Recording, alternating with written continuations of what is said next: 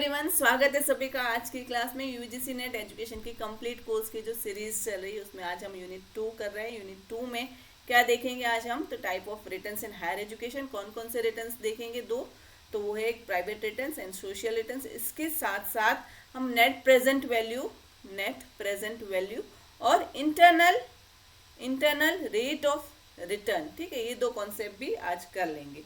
ठीक है, थियोरी देखेंगे, उसके साथ साथ उसके पीवाईक्यूज भी हम सॉल्व कर लेंगे।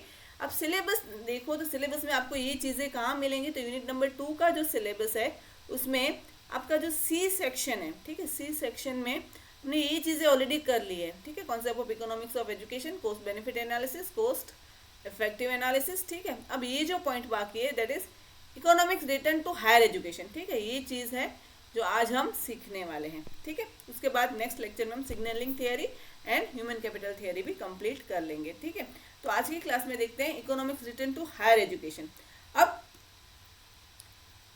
ये जो economic return to higher education उसमें दो टाइप है। एक तो जो है वो प्राइवेट रिटर्न की बात करता है, दूसरा जो है वो सोशल रिटर्न्स की बात करता है। प्राइवेट रिटर्न में भी देखे तो मॉनेटरी होगा और नॉन मॉनेटरी होगा। ठीक है, मॉनेटरी नॉन मॉनेटरी ऑलरेडी हमने ये जो टर्म है वो समझ लिए, फिर भी ये चीज़ें जब समझाऊंगी तब ये भी आपको डिटेल में चीज़ें हो जाएंगी। ठीक है, सोशल रिटर्न में कौन कौन से रिटर्न्स होंगे? तो डायरेक्ट रिटर्न्स होंगे, इनडायरेक्ट रिटर्न्स होंगे, इसके अलावा फाइनेंशियल रिटर्न होंगे। अगेन फाइनेंशियल रिटर्न्स जिसको आप मॉनेटरी भी कह सकते हो, monetary returns and non monetary returns. ठीक है, तो ये सारी चीज़ें हम डिटेल में समझेंगे। ओके, सबसे पहले देखते हैं प्राइवेट रिटर्न्स। अब प्राइवेट शब्द का मतलब हमारे लिए कोई नया नहीं है, प्राइवेट शब्द हमें पता ही है। ठीक है, अगर मैं आपको दिखाऊं कि चलो आइए मेरे साथ, मैं अपनी प्रॉपर्टी जो प्राइवेट प्रॉपर्टी है मैं दिखाऊंगी तो आपको दिमाग में ये हो जाएगा कि चलो ये मैम की प्रॉपर्टी वो मैम दिखा रहे हैं। ठीक है, तो प्राइवेट मतलब क्या है? तो वो इंडिविजुअल से रिलेटेड अगर कोई भी चीज़ हो तो उसको प्राइवेट कहते हैं। फिर तो पब्लिक हो जाएगी, किसी और सभी की जो जनरल होगी तो पब्लिक हो जाएगी। प्राइवेट मतलब वो इंडिविजुअल से रिलेटेड अगर चीज़ होगी तो वो प्राइवेट होगी। ठीक है, अब प्राइवेट रिटर्न्स की बात करें, ठीक है, तो जो हायर एजुकेशन की जो प्रोसेस है, ठीक है, वो प्रोसेस में अगर जो बेनिफिट है वो किसी इंडिविजुअल को होगा तो उसको क्या कहते हैं? वो प्राइवेट रिटर्न्स कहते हैं। ठीक है, these are the benefits that accrued directly to the individual who pursues higher education। जो हायर एजुकेशन की डिग्री ले रहा है, जो हायर एजुकेशन की पढ़ाई कर रहा है, वो बच्चे को डायरेक्टली कुछ बेनिफिट हो तो उसको क्या कहते हैं? उसको प्राइवेट रिटर्न्स कहते हैं। ठीक है, एग्जाम्पल से समझते हैं। Increasing earnings. ठीक है, अब बच्चे ने एग्जामिनेशन पास कर ली, ठीक है, हायर एजुकेशन ले लिया, उसके बाद अगर उसने कहीं भी जॉब की तो अब उसकी जो डिग्री है उस हिसाब से उसको अच्छी सैलरी मिलेगी। तो ठीक है, उसकी अर्निंग्स होगी तो वो किसको होगी? वो बच्चे को ही होगी। तो वो क्या हो गया? प्राइवेट रिटर्न हुआ। ठीक है, इम्प्रूव एम्प्लॉयमेंट अपॉर्चुनिटीज। ठीक है, अब जितनी भी डिग्री ज़्यादा लोगे तो आपके लिए क्या होंगी? अपॉर्चुनिटीज और बढ़ेंगी। ठीक है, अपॉर्चुनिटीज बढ़ेगी तो वो लड़के के लिए और लड़की के लिए बढ़ेंगी ना, वो इंडिविजुअल पर्सन के लिए बढ़ेंगी। तो वो क्या हुआ? उसका प्राइवेट रिटर्न हुआ। इसके अलावा करियर एडवांसमेंट, ऑफकोर्स एजुकेशन से करियर एडवांसमेंट होता है तो वो भी वो प्राइवेट रिटर्न हुआ। ठीक है, इसके अलावा अगर देखें तो पर्सनल डेवलपमेंट भी होगा। ठीक है, सोशल नेटवर्किंग बढ़ेगी। ठीक है, इसके अलावा देखिए तो इम्प्रूव्ड क्वालिटी ऑफ लाइफ होगा। राइट, अब आपने अच्छी खासी एजुकेशन ले ली, उसके बाद आपकी अच्छी खासी जॉब लगी, अच्छी सैलरी मिल रही है, तो आपकी क्वालिटी ऑफ लाइफ जो होगी वो अच्छी होगी ना, ऑफकोर्स अच्छी होगी। अच्छे से खासी सब बोले फैसिलिटीज़ घर में होंगी, बच्चों के साथ, फैमिलीज़ के साथ आप खुश रहोगे तो वो आपकी क्या होगी? क्वालिटी लाइफ जो है वो इम्प्रूव होगी because of education. Okay, experience of student life. अब एजुकेशन लोगे तो आपकी ऑफकोर्स नेटवर्किंग बढ़ेगी, सभी लोगों से मिलोगे, सभी बच्चों से, अपने क्लासमेट से मिलोगे। ठीक है, तो आपका एक पीयर जो है वो एक पीयर का आपका एक ग्रुप बन जाएगा। ठीक है, तो इस हिसाब से आपको एक्सपीरियंसेस होंगे तो वो भी आपका क्या होगा? वो प्राइवेट रिटर्न होगा, वो आपको ही मिलेगा। ठीक है, जो जो बच्चे कर रहे हैं उसमें उनको मिलता है तो वो उसका क्या होता है?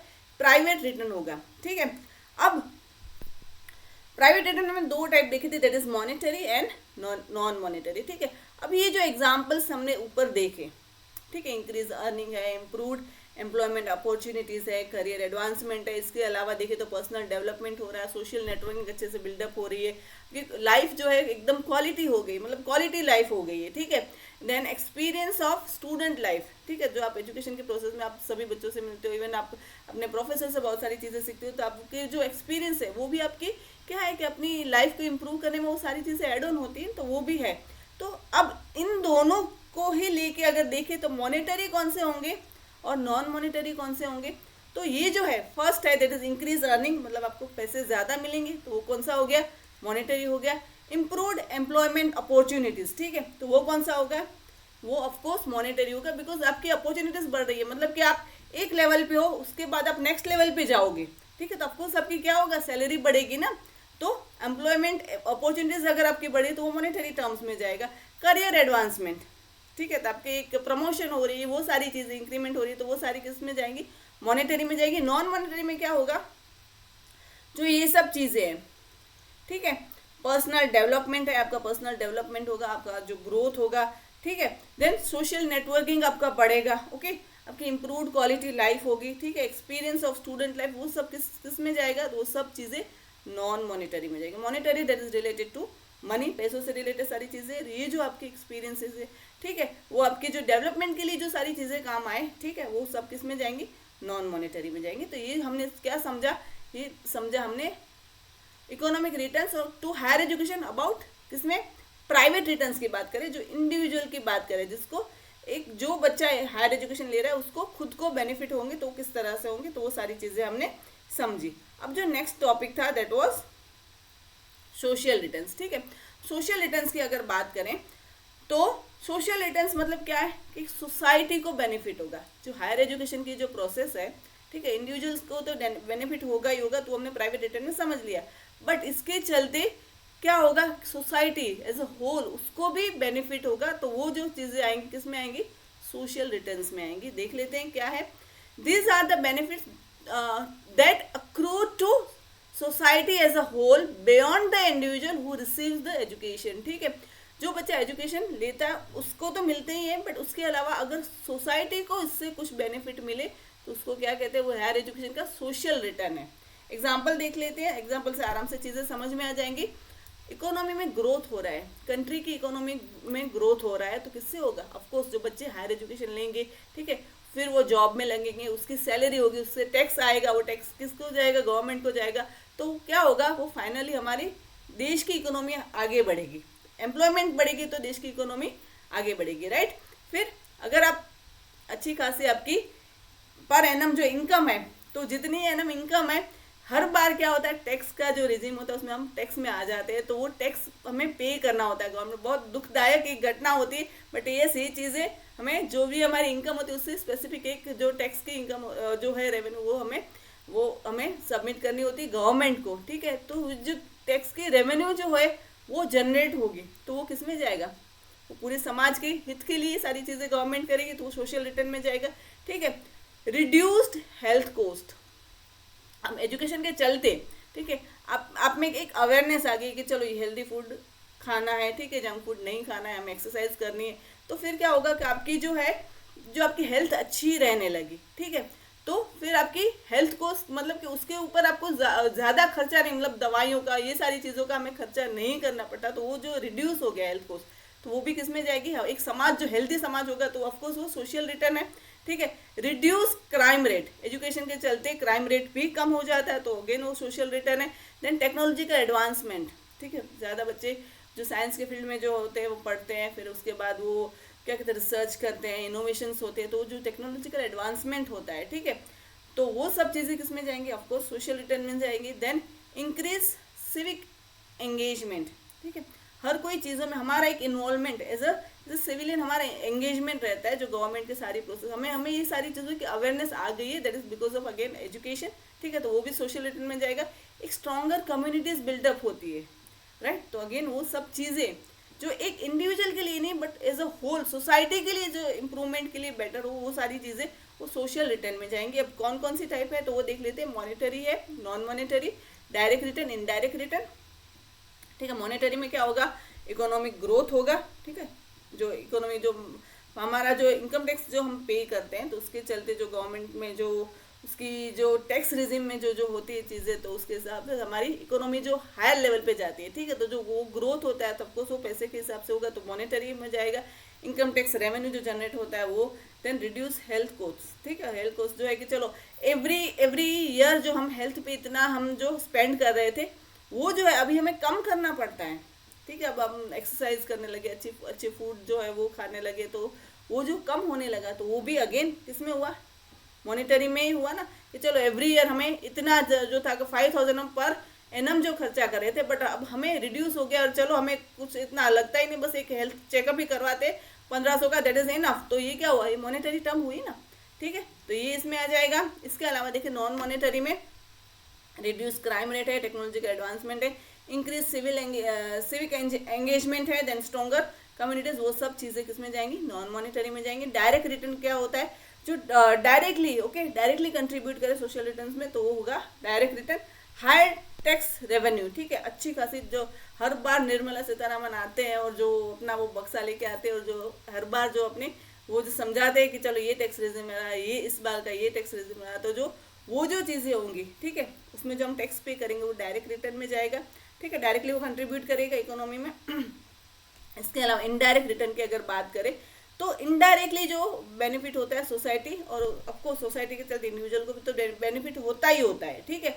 तो वो क्या है, तो रिड्यूस क्राइम रेट, ठीक है, इकोनॉमिक डेवलपमेंट जो होता है वो सब चीज़ें किसमें जाएंगी, इनडायरेक्ट। डायरेक्टली कुछ नहीं होगा, एजुकेशन से क्या होगा कि हमारी एक सोच बदलेगी, इसके चलते हमारा मतलब एक सोच बदलेगी, तो ऑब्वियसली सोसाइटी में क्राइम रेट क्या होगा, कम होगा, ठीक है। तो वो इनडायरेक्ट रिटर्न होगा। और इकोनॉमिक डेवलपमेंट की, चलो आप जो टैक्स पे कर रहे हो, ठीक है, वो जो रेवेन्यू गवर्नमेंट जनरेट करती है, तो वो जो रेवेन्यू से कहीं अच्छी सड़कें बना ली, कहाँ पे पुल बना लिए, स्कूल बना ली, ठीक है, पब्लिक के बच्चों के एंजॉयमेंट के लिए गार्डन्स बना लिए, तो वो होगा इनडायरेक्ट रिटर्न, ठीक है। तो इस तरह से सोशल रिटर्न में हमने क्या क्या चीज़ें समझी, सोशल रिटर्न में हमने मॉनिटरी, नॉन मॉनिटरी, डायरेक्ट और इनडायरेक्ट रिटर्न के बारे में जाना। और सोशल जो रिटर्न्स होते हैं वो किसको होते हैं, तो वो एज अ सोसाइटी, पूरी की पूरी सोसाइटी को उससे बेनिफिट हो हायर एजुकेशन को, तो उसको सोशल रिटर्न्स कहते हैं, ठीक है। चलिए आगे देखते हैं कि कैलकुलेशंस ऑफ रिटर्न किस तरह से होते हैं, कौन कौन से दो मेथड है वो आपको जाननी है। तो उसमें जो है दो मेथड है, that is net present value, NPV कहा जाता है, और दूसरा जो है internal rate of return, IRR technique, ठीक है। ये दोनों टेक्निक को हम समझेंगे। पहले देख लेते हैं नेट प्रेजेंट वैल्यू, जिसको एनपीवी कहा जाता है। नेट प्रेजेंट वैल्यू और NPV measures difference between the present value of cash inflow and cash outflow over the time, ठीक है। ये डिफरेंस दोनों के बीच में, दोनों के बीच मतलब कि किसके बीच में, तो जो कैश इनफ्लो है, कैश इनफ्लो और कैश आउटफ्लो। अब कैश इनफ्लो में क्या आएगा, सपोज कोई एक प्रोजेक्ट चल रहा है, ठीक है, वो प्रोजेक्ट में अगर किसी उन लोगों ने किसी इन्वेस्टमेंट या किसी भी इन्वेस्टमेंट कंपनी या किसी इन्वेस्टर को कांटेक्ट किया और उन्होंने सपोज आप समझ लीजिए कि 5 करोड़ वो प्रोजेक्ट को दे दिए, तो वो किस में जाएगा, वो जाएगा कैश इनफ्लो में जाएगा। मतलब कि उनको वो ये जो अमाउंट है वो कंपनी में मिली है, उनके प्रोजेक्ट के लिए मिली है, मतलब वो इनवर्ड में आएगा, मतलब कि कैश इनफ्लो होगा, ठीक है। अब प्रोजेक्ट के चलते ऑफकोर्स जो जो उनकी रिसोर्सेस लगेंगी, जो सारा सामान लगेगा, जो रॉ मटेरियल लगेगा, इसके अलावा जो मैन पावर होगा, तो वो सारी चीज़ों के लिए जो खर्चा होगा, राइट, जो अगर मैन पावर है तो उनको सैलरीज देनी पड़ेगी। इसके अलावा देखें तो जो लाइट बिल्स आते हैं, जो टेलीफोन के बिल्स होते हैं, इवन वाईफाई के बिल, तो वो जो सारी चीज़ें हैं, ठीक है, वो वहाँ से क्या होगा, डिडक्ट होगा, तो ये क्या होगा, ये सब चीज़ें आउटफ्लो में जाएगी, ठीक है। तो कैश इनफ्लो और कैश आउटफ्लो, इन दोनों का जो डिफरेंस मिलता है ना, उसको नेट प्रेजेंट वैल्यू कहते हैं, okay. It is a key tool to capital budgeting and investment planning to evaluate projects potential profitability, ठीक है। अब यहाँ से प्रॉफिटेबिलिटी पता चल जाएगी, बिकॉज क्या होता है कि कैश इनफ्लो हमने देखा कि चलो कंपनी का हम देख लेते कि इन टोटल उनको 5 करोड़ से कहीं इन्वेस्टर ने दिए और खुद के 5 करोड़ लगाए हुए थे, तो 10 CR का एक प्रोजेक्ट था, ठीक है। पर ईयर उनका अगर देखें तो आउटफ्लो अगर हम देखें तो 7.5 CR हो रहा है, तो क्या हो रहा है कि 2.5 CR जो है डिफरेंस, हमने इनफ्लो और आउटफ्लो का क्या किया, यहाँ पे डिफरेंस निकाला, ठीक है। तो यहाँ पे क्या है, 2.5 CR का उनको प्रॉफिट हो रहा है, तो हमें यहाँ से क्या है, एनपीवी से हमें प्रॉफिटेबिलिटी है ना वो पता चल जाएगी कि ये प्रोजेक्ट की प्रॉफिटेबिलिटी कितनी है, ठीक है। इसके अलावा आगे देखें NPV calculate the current value of future payments using an appropriate discount rate. Generally, if the project has positive NPV, it consider a good investment, and conversely the negative NPV suggests it may not worthwhile. ठीक है, अगर ये जो देखे हमने यहाँ पे क्या एक एग्जांपल लिया कि 10 CR है, ठीक है, इन्वेस्टमेंट से खुद का जो लगाया उस टोटल मिला के प्रोजेक्ट का जो इनफ्लो था वो 10 CR था, और उन्होंने जो आउटफ्लो मतलब कि सैलरी है, जो रिसोर्सेज के जो ऊपर जो भी खर्चा किया उसका ईयरली 7.5 CR उनको लगा, तो 2.5 जो CR है वो क्या हुआ, वो उनको प्रॉफिट हुआ, पॉजिटिव है, ये प्रॉफिट हुआ। मगर दूसरा केस देखते हैं कि चलो 10 CR है, वो प्रोजेक्ट की कॉस्टिंग में इनफ्लो हुआ इतना, ठीक है। अब आउटफ्लो अगर देखे 11 CR हुआ, तो क्या हुआ, यहाँ पे प्रोजेक्ट क्या है, माइनस में चल रहा है, माइनस में चल रहा है। तो ये जो है, ये जो सोच सकते हैं कि चलो ये प्रोजेक्ट हमें आगे लेके जाना है कि नहीं लेके जाना, वो भी यहाँ पे एक कंसिडरेबल पॉइंट हो जाता है। इवन काफ़ी बार ये भी होता है कि जो हमारा कोई भी प्रोजेक्ट होता है इनिशियल लेवल पे वो इतना प्रॉफिट नहीं करता, बट आपका उसका जो एवरी ईयर अगर देखें तो जो उसका लॉस है ना वो कम होता जा रहा है, तो वो कैलकुलेशन भी आपको पता चल जाए, तो वो भी सारी चीज़ें इसमें इन्वॉल्व होती है। बट नेट प्रेजेंट वैल्यू की अगर हम बात करें शॉर्ट में, तो ये डिफरेंस बताता है किसके बीच में, तो कैश इनफ्लो और कैश आउटफ्लो के बीच में वो डिफरेंस बताता है, ठीक है। चलिए दूसरा जो था टाइप वो देख लेते हैं, the internal rate of return IRR। वो क्या है, the internal rate of return और IRR इज अ की financial metric that estimate the profitability of investment or project. It is a discount rate at which the net present value, okay, NPV of all cash flows from a specific project or investment becomes zero, ठीक है। तो यहाँ पे क्या होता है कि NPV, ठीक है, वो जीरो है, वहां से हम सारी कैलकुलेशन स्टार्ट करते हैं, ठीक है। It seeks to find the rate where cash inflow and outflow are equal, ठीक है। जब कैश इनफ्लो और आउटफ्लो इक्वल होगा, ठीक है, जो हमने आगे देखा, यहाँ पे हमने क्या देखा कि कैश इनफ्लो और कैश आउटफ्लो, ठीक है, उसका डिफरेंस निकालते हैं एनपीवी में, ओके। अब यहाँ पे क्या उन्होंने बोला कि जो कैश इनफ्लो है और आउटफ्लो दोनों इक्वल होगा, दोनों इक्वल होगा तो मतलब क्या होगा, इनफ्लो और आउटफ्लो दोनों इक्वल होगा तो मतलब क्या होगा, जीरो हो जाएगा, और इनफ्लो और आउटफ्लो का डिफरेंस जो है वो जीरो होना चाहिए। वहीं से इंटरनल रेट रेशियो की जो काउंटिंग वहां से स्टार्ट होती है, ठीक है। वही चीज़ हमने सेकंड पॉइंट में भी पढ़ी। तो इनफ्लो और आउटफ्लो इक्वल होगा मतलब कि वो दोनों का हम डिफरेंस देखें तो उनका डिफरेंस है दैट इज अगेन क्या होगा, एनपीवी जो हमने आगे देखा, तो वो जीरो हो जाएगा, ठीक है। तो वही चीज़ हमने यहाँ सेकंड पॉइंट में भी देखी कि all cash flows from a specific project और इन्वेस्टमेंट बिकम जीरो, ठीक है। तो वो डिस्काउंट रेट वहाँ से ये सारी चीज़ें हमें देखनी है, ओके। तो ये जो सारी चीज़ें दिस आर द थिंग्स जो आपको पूछी जाती है। इसके अलावा बहुत डिटेल में जाने की जरूरत नहीं, बिकॉज हम जो है जनरल पेपर जो एजुकेशन का पेपर पढ़ रहे हैं, जो स्पेसिफिक कॉमर्स के बच्चे उनको ये सारी चीज़ें डिटेल में आती है, बट हमारे लिए इतना इनफ है। तो ये सारी चीज़ें मैंने आपको करवा ली। अब इसके रिलेटेड क्वेश्चंस देख लेते हैं। क्वेश्चन 1 है, comparing the cost of education from a student compare to their earning is with what type of rate of return, ठीक है। बच्चे की अर्निंग के देख एजुकेशन बच्चे ने लिया, उसके अर्निंग को देख के हम कंपेयर कर रहे हैं, तो वो कौन सी टाइप का रेट ऑफ रिटर्न होगा, is it a private rate of return, it is a individual rate of return, social rate of return की सेल्फ रेट ऑफ रिटर्न, क्या रहेगा। अभी हमने ये कॉन्सेप्ट पढ़ा। सबसे पहली बात तो इंडिविजुअल रेट ऑफ रिटर्न कुछ है ही नहीं, ठीक है, सेल्फ रेट ऑफ रिटर्न भी नहीं है, दो ही हमने रेट ऑफ रिटर्न पढ़े, that is private rate of return और सोशल रेट ऑफ रिटर्न। अब क्वेश्चन में देखें तो comparing the cost of education for a student compare to their earning, ठीक है। अब बच्चे की अर्निंग से हम कॉस्ट ऑफ जो एजुकेशन उसको लगा वो हम कंपेयर कर रहे हैं, तो उसको जो क्या मिलेगा, जो भी रिटर्न मिलेगा ऑफकोर्स क्या होगा, तो बच्चे की बात है, इंडिविजुअल की बात है, तो किस में जाएगा, प्राइवेट रेट ऑफ रिटर्न में जाएगा, ठीक है। सोसाइटी एज अ होल नहीं ले रहे, इसलिए सोशल रेट ऑफ रिटर्न भी नहीं आएगा, ठीक है। चलिए सेकेंड क्वेश्चन देखते हैं।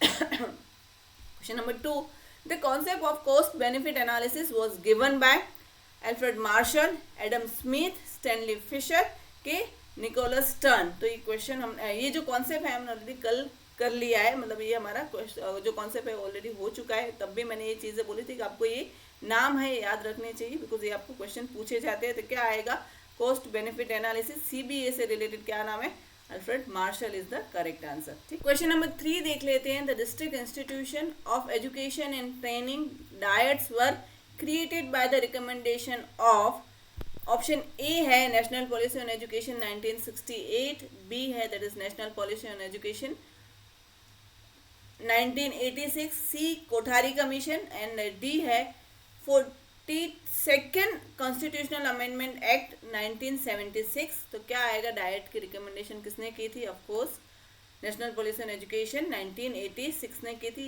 क्लास हमने ऑलरेडी ले चुकी है, मैंने ये सारी चीज़ें करवा ली। इनके जाके मिस हो गई हो तो आप प्लेलिस्ट में लगाई हुई है सारी क्लासेस, तो आप वो देख सकते हैं। ठीक है, अब नेक्स्ट क्वेश्चन देख लेते हैं। क्वेश्चन नंबर 4 देख लेते हैं। The first committee constituted after independence by the government of India on women education was A doctor Radhakrishnan commission, B Hansa Mehta committee, C Shri Prakash committee and D doctor Durgabai Deshmukh committee. तो क्या आंसर आएगा, देखिए विमेन एजुकेशन से related Hansa Mehta committee ने भी बहुत सारा काम किया है, मगर यहाँ पे क्वेश्चन क्या पूछा गया है, first committee constituted after independence, after independence के बाद कौन सी कमिटी जो है उसको कंस्टिट्यूट किया गया था, बनाया गया था, उसका गठन किया गया था। तो आफ्टर इंडिपेंडेंस की अगर बात आए तो क्या रहेगा answer, option D doctor Durgabai Deshmukh committee. इसी टाइप का क्वेश्चन जो है आपका 8 दिसंबर 2020-23 की जो आरसी थी, रीडिंग कॉम्प्रिहेंशन था, उसमें भी इस टाइप का क्वेश्चन पूछा गया था। हालांकि वहाँ पे आपको आरसी से रिलेटेड आपको आंसर करने थे, बट ये जो सारी चीज़ें आपके एजुकेशन से रिलेटेड है तो आपको आरसी भी उसी टाइप की आती है, और ये सबको ये चीज़ें आपको पता होनी चाहिए। तो काफ़ी बार होता है कि आरसी में आपको डायरेक्टली वो क्वेश्चन का आंसर नहीं मिलता, जैसे कि ये जो क्वेश्चन का आंसर आपको डायरेक्टली नहीं मिल रहा था, आपने वो क्वेश्चन पेपर नहीं देखा था, आप ये मैंने प्लेलिस्ट पे लगा दिए, तो वो आप देख लीजिएगा वीडियो, तो मैंने आरसी भी सॉल्व करवाई है। ठीक है, तो आप डायरेक्टली नहीं मिल रहा था, बट इट इज एक्सपेक्टेड कि आपका पेपर जो अगर एजुकेशन है तो आपको ये सारी चीज़ें पता होनी चाहिए। ठीक है, चलिए इसी के साथ आज का क्लास हम एंड करते हैं। Thank you students for joining class. अगर आपको अच्छी लगती है तो डेफिनेटली आपके फ्रेंड ग्रुप के साथ शेयर कीजिएगा। कि कोई कमेंट है आपका, कोई फीडबैक है तो डेफिनेटली मुझे बताएगा, तो उसके ऊपर हम डेफिनेटली कुछ आगे काम करेंगे, उस हिसाब से वो क्लासेस मिलती रहेंगी। कंप्लीटली पूरा का पूरा एजुकेशन का कोर्स है, आपको फ्री ऑफ कॉस्ट यहाँ पे मिलेगा, सब चीज़ें डिटेल में होंगी, प्लस PYQs भी होंगे। तो बस जुड़े रहिएगा इस चैनल से। Thank you so much.